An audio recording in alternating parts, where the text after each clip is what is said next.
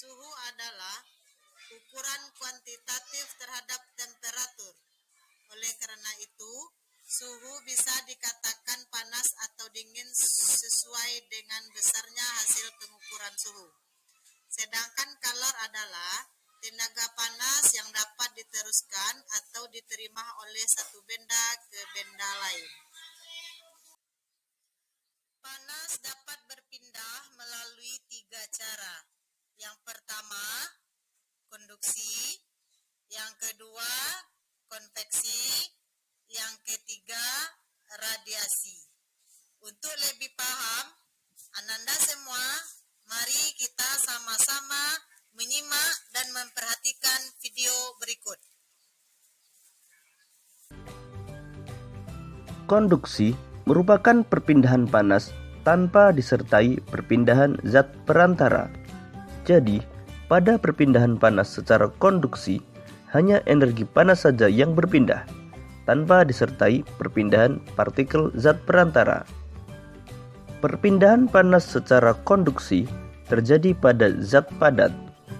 Perpindahan panas secara konduksi juga disebut sebagai perpindahan panas melalui hantaran.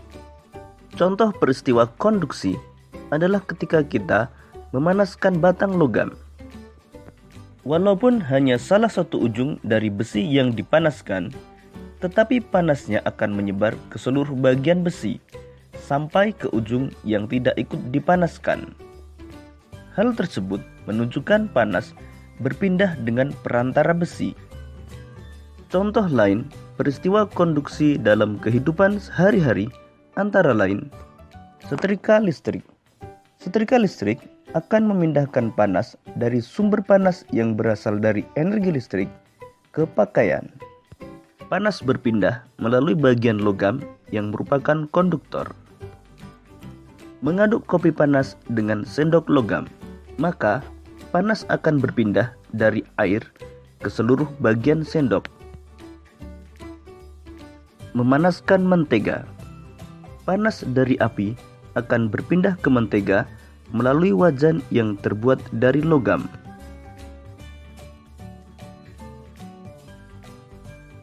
Konveksi adalah perpindahan panas disertai perpindahan zat perantara.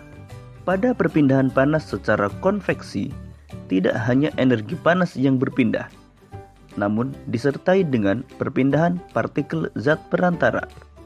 Perpindahan panas secara konveksi terjadi pada zat cair dan zat gas. Perpindahan panas secara konveksi juga disebut sebagai perpindahan panas secara aliran. Perpindahan panas secara konveksi dapat kita lihat pada saat kita memasak air. Air yang panas terlebih dahulu adalah air yang berada di bagian bawah. Kemudian, air yang panas tersebut akan naik, sedangkan air di atas yang masih dingin akan turun. Begitu seterusnya, peristiwa konveksi terjadi selama proses memasak air. Selain merebus air, peristiwa perpindahan panas secara konveksi antara lain asap cerobong pabrik yang membumbung tinggi, terjadinya angin darat dan angin laut, gerakan radiasi adalah perpindahan panas tanpa memerlukan zat perantara.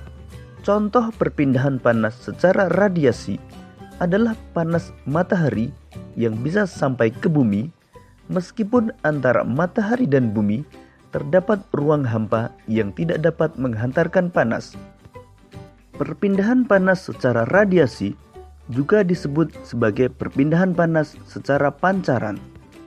Contoh lain peristiwa perpindahan panas secara radiasi dalam kehidupan sehari-hari antara lain badan terasa hangat ketika di dekat api unggun. Panas dari api berpindah secara pancaran. Pakaian menjadi kering ketika dijemur di bawah terik matahari. Menetaskan telur unggas dengan lampu. Demikian tadi materi tentang panas dan perpindahannya. Jadi, panas dapat berpindah dengan 3 cara, yaitu konduksi, konveksi, dan radiasi.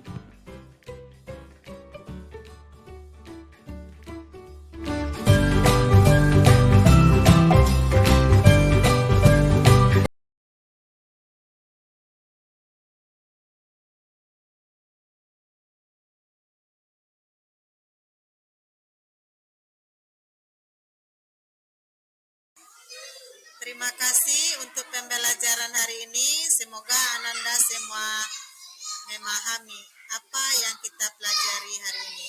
Bye-bye.